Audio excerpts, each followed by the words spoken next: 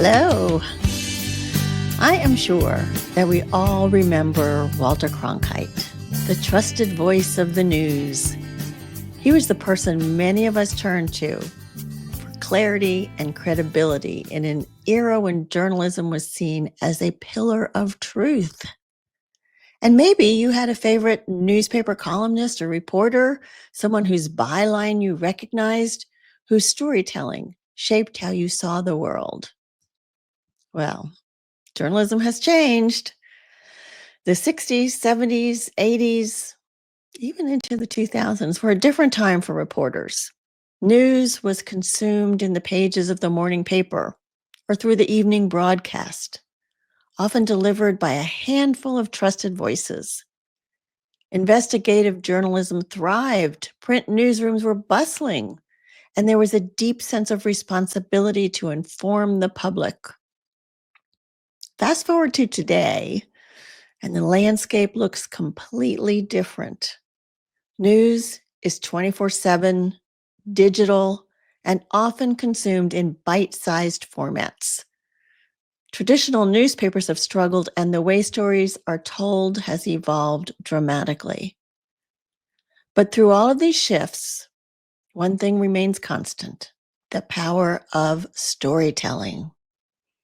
Journalism at its best doesn't just report the news. It brings people and places to life. It holds up a mirror to society. It captures changes as it happens, and it preserves moments in history. My guest today, John Gallagher, knows this firsthand.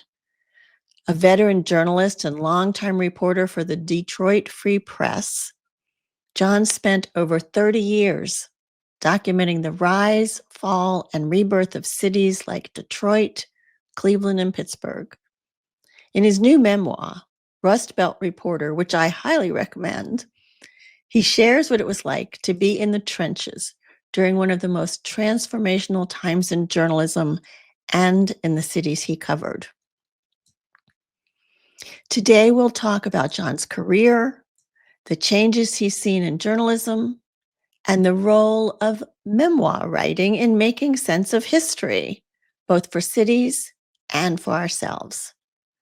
Whether you're interested in urban renewal, the evolution of media, or even writing your own life story, this conversation is for you. Welcome to Boomer Banter, the podcast where we have real talk about aging well. My name is Wendy Green, and I am your host. But first, dear listener, let's be honest. As we get older, our social circles shrink. Friends move away, some relationships fade, and life can start to feel a little quieter, maybe even a little lonely. And at the same time, many of us worry about our energy going down, our memory maybe, our remaining years, and we realize that most of us don't have any role models for aging well. And that's exactly why I created the Boomer Banter membership, a warm, welcoming space where real conversations happen, friendships form, and we navigate this next chapter together. For just $25 a month, you will get exclusive access to 2 interactive meetings each month. And the best part? You can try the first month for free. No commitment, no risk. Just email me at wendy@heyboomer.biz and I'll get you set up. And if it's not for you, no hard feelings. But if you love it, and I think you probably will, we'll welcome you into our thriving, supportive community. So spots are limited. Don't wait. Grab your free month today. Email me at wendy@heyboomer.biz. So let me tell you just a little bit about our guest today. John Gallagher is a veteran journalist and author whose book, Reimagining Detroit: Opportunities for Redefining an American City, was named by the Huffington Post as among the best social and political books in 2010. His recent book, Rust Belt Reporter, a memoir about his more than 30 years covering the fall and then revival of heartland cities like Detroit. John was born in New York City and joined the Detroit Free Press in 1987 to cover urban and economic redevelopment efforts in Detroit and throughout Michigan. He is a 2017 inductee into the Michigan Journalism Hall of Fame. And John was a guest on Boomer Banter in August 2021 to share another book he wrote titled The Englishman and Detroit, another fascinating book. I would encourage you to check out episode number 64 to learn more about that. But right now, I'm happy to welcome John back for episode number 225. We've come a long way since 64, John. Wendy, thank you so much for having me back, and congratulations on, what was it, 225 episodes? That's wonderful. Yes. Isn't that incredible? Yeah. I know. I'm excited. Pop the corks and when you hit 250, right? That's right. That's right. You're going to come for the celebration. Right. So what a fascinating career you have had, John. And from your book, I saw that you actually started your career in New York, right? Chicago. Chicago City News Bureau of Chicago. Went to New York for a journalism program, came to Detroit that way. Yeah, so I've been around. Well, actually, I was in upstate New York for a few years at newspapers up there, Rochester and Syracuse. Yeah, that's what I thought. You did some reporting in New All York. that's prelude to coming to Detroit. Yeah. To coming to Detroit. So a lot of what came through in your book was this purpose that you had that was so inspired, right, by the work that you were doing. Can you tell me some more about that? Well, when you, in your intro, when you talked about aging well and where we're at now at this point in our lives, the only analogous time for me was when I was about 21 and getting out of college and not understanding, not having a real image of what I wanted to do, no clear career path. But I had worked on my school papers, and I loved reading, I loved writing, and I decided I was going to be a journalist. And when I finally got that job, and I talk about it in the book, that there was only forward, as I said. The first couple of years out of college, I hadn't done much. I had a couple of unsatisfying jobs. And so I really thought that journalism, I found myself in that field. And I love doing it because it's fun. We all of us who do, we commiserate about the long hours, and we go to get a nice cushy PR job. They double our pay and all that. But we had so much fun just getting out and roam around and talking to everybody and being there at, big events happening, and, going face to face with the mayor or the governor or whoever it is, or, the Super Bowl or whatever it happens to be. So yeah, I love journalism. And I really thought I found myself, and as you mentioned, you have to dedicate yourself to the field, truth telling, storytelling, fairness, all that sort of stuff. Yeah. And it sounded like, you really have to pay your dues too. You had some terrible night shifts and back and forth. Well, yeah, my first 7 years in the business, I spent 5 years on the night shift. I remember once working every Saturday night for 9 months in a row. Was on the midnight police beat, midnight to dawn, for a year. So yeah, and everybody gets these assignments that they don't like, but you're learning. You have to learn. It takes a long time to get good. Find your footing in journalism, like any field. You don't become a famous brain surgeon after the first in med school, right? So yeah, you pay a lot of dues, but eventually you kind of emerge after 8-10 years in the business. You kind of emerge into what kind of journalist you're going to be. And so when you found yourself at the Detroit Free Press, had you already been on a city beat, like understanding the economics and everything? Yeah, to some extent. I was in. I previously had been in Syracuse, New York, at the paper there. And that's basically what I was really starting to cover. All these cities go through the same, rise in the early 20th century, fall, and or collapse and then slowly try to rebuild. And so there are a lot of strategies being tried in all these cities. Most of them did not work for a long time, which is why Detroit's such an interesting city, because what they were trying actually worked. After 40 years of failed efforts, they finally started to piece it together. But yeah, so I had started doing that. Then I had a year in New York at Columbia University on a journalism program, one of these mid-career fellowship things, and really paid attention in the classes on economics and urban Mm. life and all that stuff to what was going on. And then I got recruited to come to Detroit from there. So and they wanted me to cover this urban affairs kind of beat, which is what I was interested in. So it was a good match. Yeah. I mean, it's so exciting, the stories that you had to share about that. And I know there were some issues that became a little bit controversial as you were covering them. So enlighten us.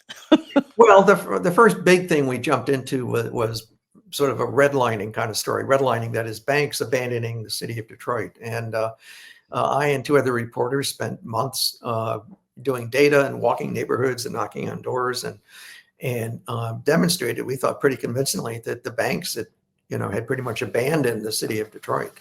And it was very controversial, but won a lot of awards and all that sort of stuff. And actually led to some real action. So what banks have to tell the public about what they're doing and where they're loaning and who they're loaning to, we get much more of that now because of the kind of work that we did and that others were doing about this. And then, of course, in Detroit, never a dull news town. We had Mayor Kwame Kilpatrick, who came into office in 2000 with enormous charisma and great ability. It turned out that he was a crook and went to Mhm. prison. And we had that. And then, of course, we had the city of Detroit filing bankruptcy in 2013-14. Oh, was it that recently? Yeah, Okay. 10, Hmm. 12 years ago. And that the only big city to ever do that. And it looked like it was going to be this enormous calamity for the city. I mean, the last blow to a city that had been declining for 40 years. And instead, it turned out it just almost miraculous spin through bankruptcy where they really straightened out the city's books. So, I got to do all that stuff and a lot more. That's, as I said, the great thing about being a journalist. You get to go everywhere. You get to talk to everybody and Yeah. just be in on the inside on all this kind of stuff. So I mean, your book is titled Rust Belt Reporter, Mhm. right? So I think a lot of journalists are like, oh, I got to get to New York. I got to be where the action is. What was so exciting about being a Rust Belt reporter? Well, I'm sure when I was 21, 22, I wanted to go to the Paris bureau with the New York Times. And of Right. course, there aren't too many openings there. Uh, but if you're covering cities, you can either cover, a Sun Belt behemoth like Phoenix rising, or you can do one of the older cities that's been suffering and cover the revival. And I found that by luck or by happenstance, the recovery of Detroit was, I thought, the great urban story in America because of the way they did it. There had been an awful lot of cities that had tried these big showcase projects. In Detroit, you had the Renaissance Center being built in the 70s, this enormous fortress on the riverfront that's now mostly empty. Other cities, we tried festival marketplaces. That was another one, downtown malls. But in Detroit, there was a whole bunch of things that slowly caught on most not sort of government policy, things that just people were doing. And, Mm. entrepreneurship and community gardening and urban farming and it just, rescuing old buildings and vacant lots and in interesting ways. And that's really where it began. So, a lot of folks say, oh, yeah, Detroit's back now. The Wall Street Journal called Detroit the most surprising boom town in America. Uh, but it's not just because of the bankruptcy or Mayor Duggan. Our mayors have been a really good mayor for 12 years. It goes way back, and there's all kinds of things that happen slowly and mostly behind the scenes that were Mhm. slowly lifting up the city. I love that you said entrepreneurship, because we see some of that here in Greenville, South Carolina. It was a mill town, right? And there's been a lot of revival of the old mills into shops and restaurants and even apartments. And a lot of that has been entrepreneurial driven. Well, So, of course, Detroit was the Motor City, the corporate town of all corporate towns, the biggest corporations in the world with GM and Ford and Chrysler. GM was number one on the Fortune 500 list for like 75 years in a row. So everybody in town was either a mechanical engineer or a guy working on the assembly line. And there were, after the early 1900s, which was a very early entrepreneurial time in Detroit with Henry Ford and all the others creating these car companies, it very quickly consolidated into these enormous industrial corporations. And as recently as 2000, I mean, there was no sense of entrepreneurship in Detroit.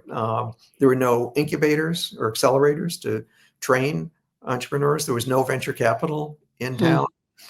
Universities were not doing much to turn out entrepreneurs, and there was no culture around that, yeah. around that. And since then, we've created all that stuff. You mentioned my friend Randolph that I wrote the previous book about. He was a key player in that. But now we have 2 major incubators in the city, plus others in the suburbs training entrepreneurs. We have, I don't know, a few $1 billion in venture capital that's been invested in Detroit startups. We have hundreds of these little firms doing, smartphone apps and a lot of mobility kinds of things, to do with electric vehicles and monitoring traffic and all this sort of stuff. A lot of healthcare, a lot of retail type stuff. And so we've really reinvented the whole notion of entrepreneurship here, and that's been a big help. That's fantastic. So I want to switch a little bit. So you have been spending the last 30 plus years writing stories about events that are happening, and now you took the time to write about your story. How different was that to do? Well, it's funny. Just a little background. I retired from the Free Press from full time at the end of 2019, December 2019, just before COVID. Just before the pandemic. Oh, great. And I had no sense I was ever going to write a memoir. We go into lockdown in March of 2020, and every morning I just started to noodle around a few anecdotes and memories that I had, and within a couple of months, this book was emerging from that.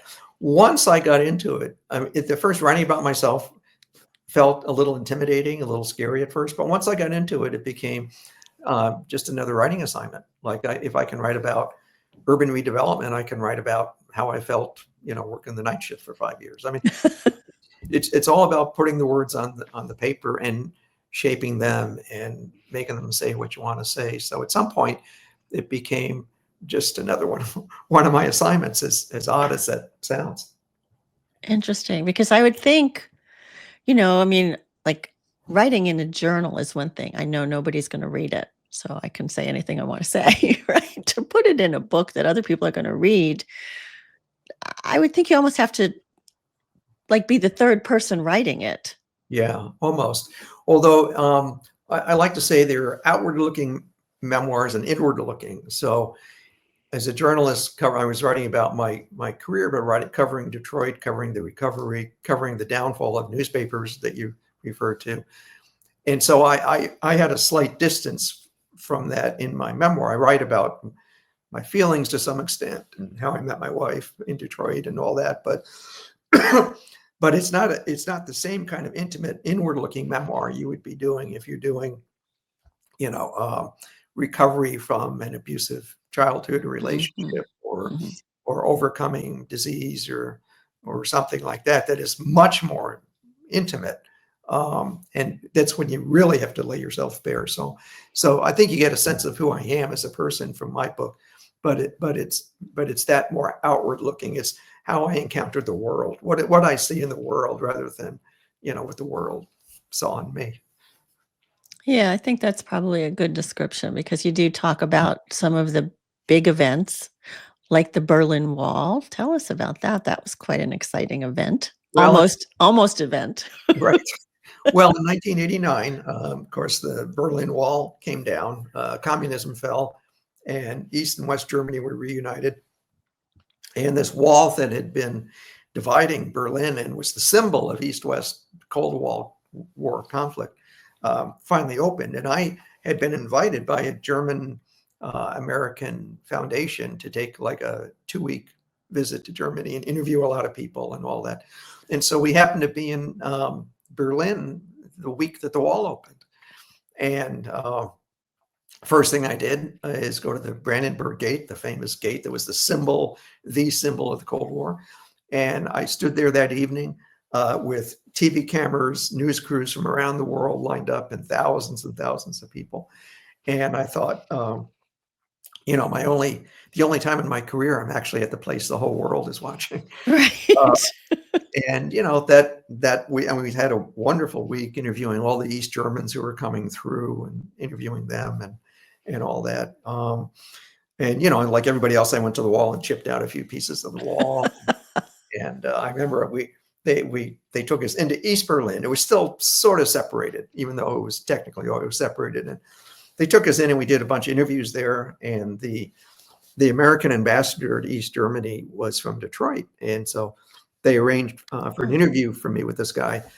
And I could only do it from East Berlin, from a phone booth in a tavern or something. oh my The, gosh. the phone lines wouldn't go from east to west. Huh. So I was by myself at night in East Berlin doing this phone call, and then had to walk back through the streets feeling like, you know, like I'm in a spy novel. And Yeah. I get to the one elevated train station and I get in the wrong line, and some big East German border guard tells me to get my butt over the other line and all that. And they used to say, as you took the train back over no man's land into the west, you could feel the temperature rising just because it was so cold because of the lack of freedom. And it's true. I mean, it was such a relief to pass over this horrible no man's land with the barbed wire and everything and get back in. And that was, like I said, just sort of an accidental thing. I happened to be there and it was wonderful. And I've got my date lines, as we call them, from East Berlin. You know, most people don't get to do that as journalists. But I again, it's know. the lucky thing that happens when you're in journalism, you get to go everywhere and see everything. Yeah.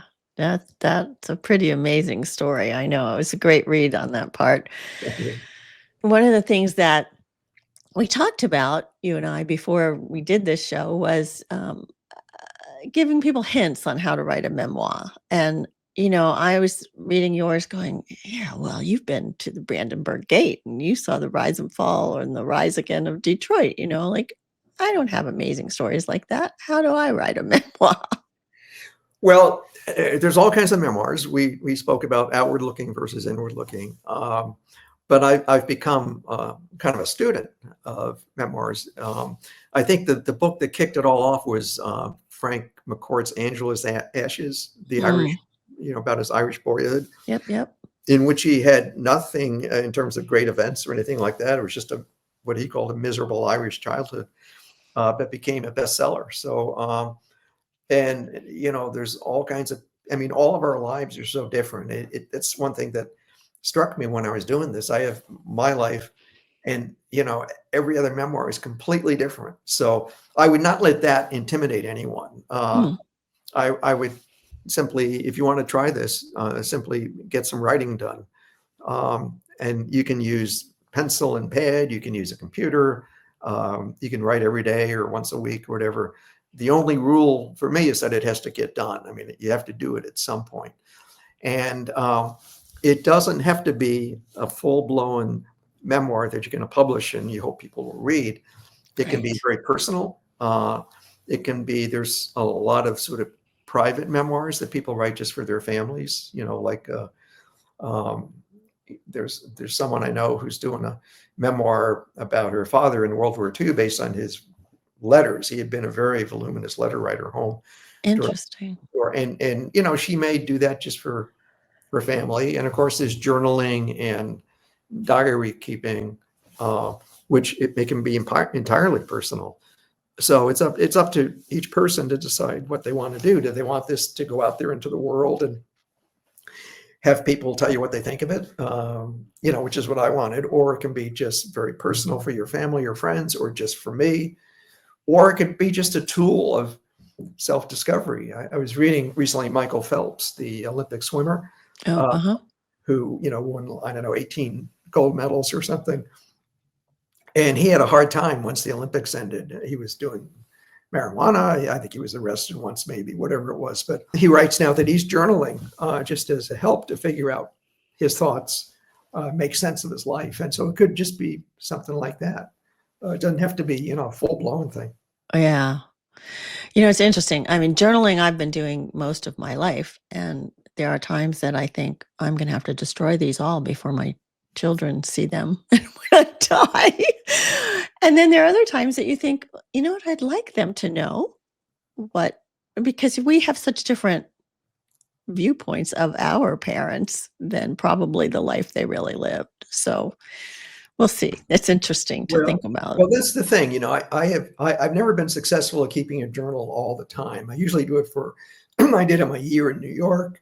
Sometimes I do it to keep a vacation journal, that sort of thing. And I've had that same thought. What am I going to do with these eventually? Am I going to burn them? It's right. Put them in my archives that no one ever is ever going to read? I don't know. So everybody has to kind of decide that. And I don't know if anybody has any thoughts on how you process that. I'd be happy to hear.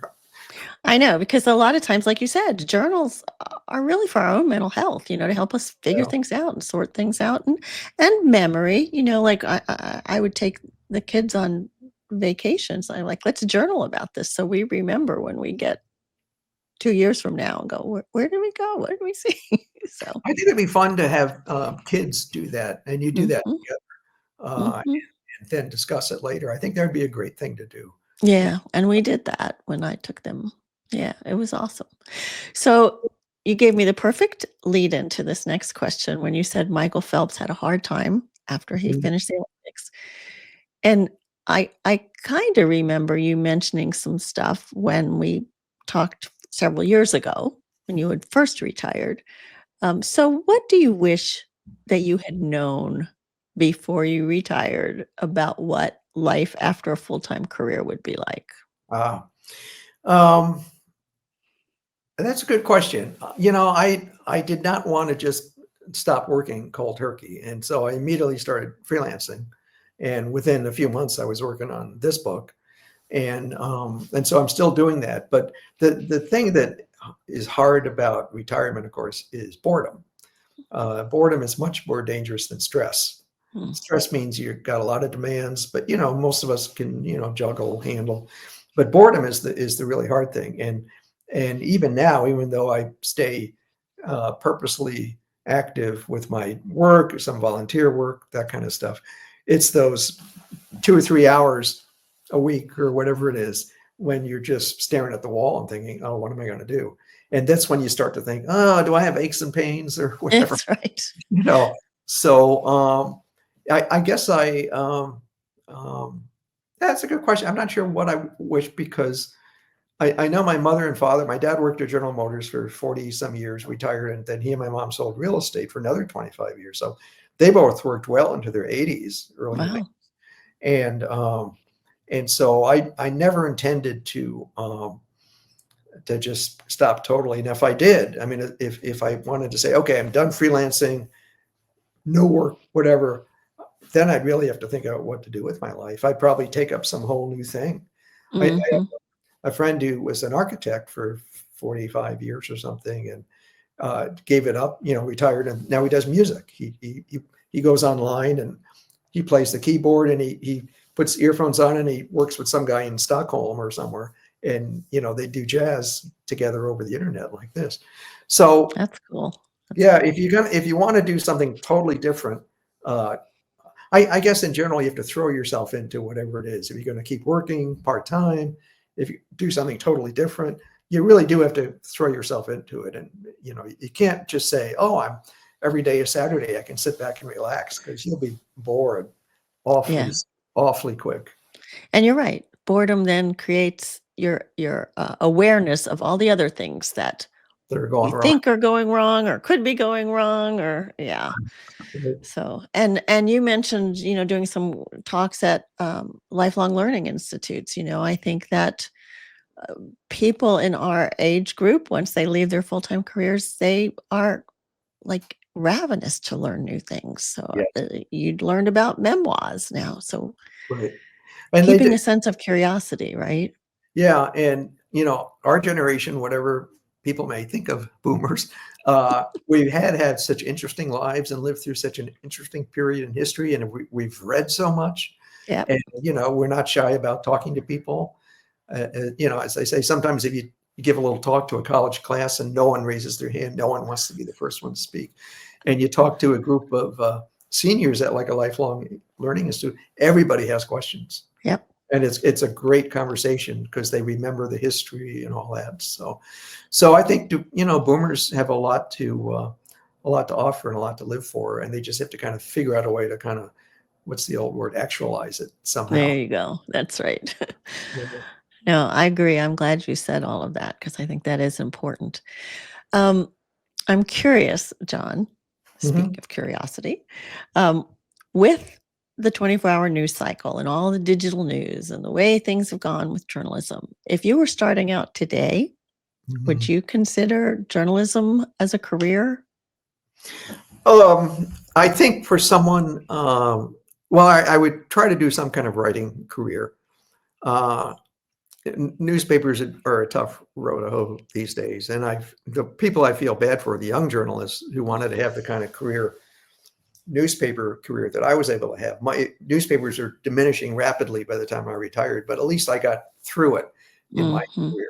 Uh, Now it's pretty tough. I would not do.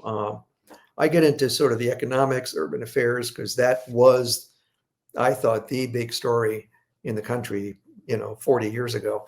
Now I think it's environment and climate change. So I would probably try to be an environmental writer today Mm, and mhm. just learn as much as I possibly can. I'm doing a freelance piece now on climate change in Michigan and all the many ways we're starting to see it show up already. Um, so I would do that, but what you need, and what newspapers used to give you is a career path. Mhm. There were lots of newspapers, lots of big newspapers. You could hook on with one of them and have a very satisfying career in Cleveland, New York, Philadelphia, Detroit, whatever. And it's just not there anymore. Uh, Yeah. you don't have those big organizations. I know my father spent 40 some years with General Motors. I spent my time in the newspaper business, mostly in Detroit at one paper. Mhm. Uh, but I get a sense the economy doesn't work that anymore. There's sort of constant reinvention, and that's hard. So I think that's hard for the young people. And here's a great question. How does journalism continue to be continue honest investigations as opposed to being financially motivated? Yeah, that's a great question. Mhm. Uh, and of course, some papers appear to be moving in the direction of financially motivated. Another thing that's sort of insidious, you notice at the top of a newspaper story when you read it online now, they'll have bullet points like Mhm. summary, and you have a 20-inch story, but you have two bullet points at the top, And you're done. You got it. and you're done. But some of those are generated by AI now. Ah. They will maybe they'll either read your story and they will generate it, or I'm writing about Mayor Duggan in Detroit, and they scrape the web for anything they can find on Mayor Duggan and put a couple of bullet points. And so newspapers are, the good ones are fighting that. Our people at my old paper are just adamant they're not going to let some machine write their stories. If anything that we put up there is going to be our stuff that we've generated. Um, so that's a problem. But just the sheer lack of resources compared to what we used to have. Yeah, yeah, and, they're just trying to stay alive too, so Yeah, that's yeah, hanging on by their yeah, nails, yeah. When I yeah. got to the Detroit in 1987, we had 300 plus people in the newsroom. This would have been reporters, photographers, copy editors, librarians, opinion writers, editors of all kinds. Now they're down to about 80 to 90 or 100. So what's 70% decline in headcount, and Incredible. that's typical around the country. And Yeah. It's it makes it much harder. it And no, and it's yeah, I mean, for those of us that grew up with newspapers, I would love getting the Sunday paper, and so I could sit there for a couple of hours with my coffee and the Sunday paper. Just yeah. And, just things like the travel budget. It used to be if something broke, they would say, get your butt to, Chicago to cover this or whatever. yeah. And no one would say, well, what's it going to cost? You put in a proposal, we'll consider it. It would just get on a plane and go. And now they don't do that at all. It's just the travel TV news budgets. occasionally. Yeah, TV news, yeah. yeah. Yeah. Our well, TV news has lots of money. Lots of big budgets, yeah. Newspapers, not so much, right? Not so much. So, if I gave you a crystal ball, what do you see for the future of Detroit? Well, I think this recovery that we've been in now for about 20 some years that I write about is going to continue. There'll be some minor setbacks, but somebody asked me recently, "Is the Detroit recovery is this fragile? Could it all fall apart? Fall apart?" And I said, "No, we're beyond that. It's incomplete still. I mean, there's still, too much poverty. The schools are still not producing good enough test scores. Still a fair amount of vacancy around parts of the city, but we're too far down the road not to be. So what I think is that the identity of Detroit as the car capital, the Motor City, that will continue to erode as it Mm. has already, both because of all the imports and interesting what the tariff situation is going to Oh, import. right. But Yeah. that entrepreneurship will continue. The new generation that doesn't remember the days of Detroit's decline, doesn't remember the city suburban antagonism that used to divide this community from the 50s, 60s, 70s, white black antagonism. Mhm. That's faded a good deal. That will continue to sort of get better. So I think it's going to be continue to improve. And it has the unique position on the Great Lakes, half a Right. mile Beautiful. from Yeah. Canada and all that. We'll continue to do that. So I think it's going to be a more lively city. I think it's going to offer more opportunity because we're moving in that direction. And these cycles take 50 to 100 years to play out. So we're early in the upswing. So I think the next 30 or 40 years, I think we'll just continue to see some improvement. So, what do you see your role in that now that you're not writing about the economic recovery? What do you see your Well, role in? I guess I would like to write some more books and maybe do it in a more personal way. So in the memoir, I tell some stories in Detroit about going out and about around the city and seeing this and talking to this person, more personal than my daily journalism was. And I'd like to continue that and maybe go even more in that direction. Yeah. What do you enjoy about writing books, John? It's a lot of Well, work. yeah, it is, but there's sort of a feeling of completion when you Mm. do it, and you just I do the first draft. It's pretty bad. I work on it, keep going, and then at the end, it's almost like a musical note that resolves at the end when it Mm. major key or whatever it's called. You just feel good, and that just makes you feel good, and it's so absorbing. Yeah, Mm. even in a newsroom when other people all around and TV sets going and phones ringing, you're just so absorbed in what you're doing. It's almost like a self hypnosis or something. You just focus on this one thing. I love the way you describe that. A musical completion. You're telling a story through your That last words, that but last it's like perfect note. Yeah, last perfect note. that's what you're going for. I love that. Hmm. Well, this has been fabulous, and I can't wait that you're going to be our guest on the Boomer Believers tomorrow night. And anybody that wants to have the opportunity to check out our Boomer Believers group and ask John questions and hear more of his stories, I am inviting you to join us for no charge tomorrow night. It's Wendy at heyboomer.biz. If you want to be a part of our Believers group and talk to John, just drop me a note. Tell me that, and I will send you an invite.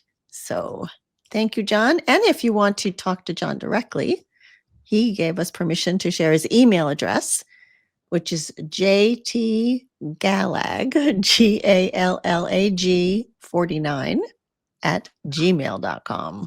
Yeah, when you have a name that's fairly common, it's hard to get an email that's you can't do just Jay Gallagher or something. Somebody else knows that. Everybody has that, right? I know.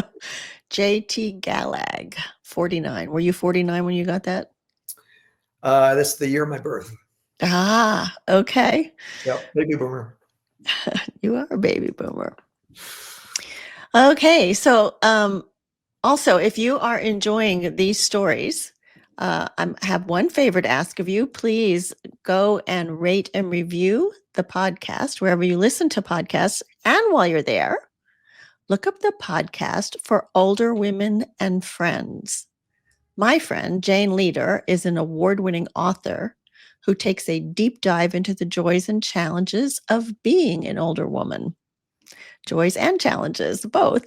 Older Women and Friends is a podcast that sets the record straight, dispels the myths, and explores the many contributions older women make and the wisdom they have earned and are anxious to share.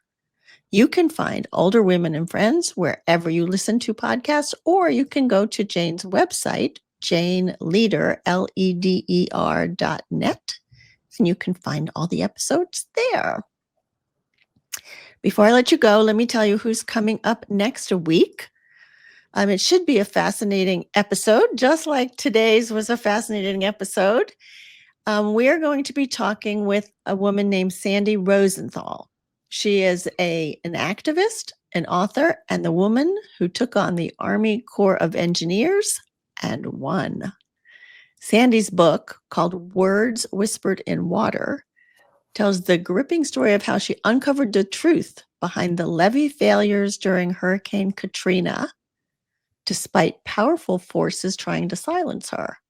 So imagine discovering that the disaster of Hurricane Katrina wasn't just an act of nature, but a preventable engineering failure, and then deciding to do something about it.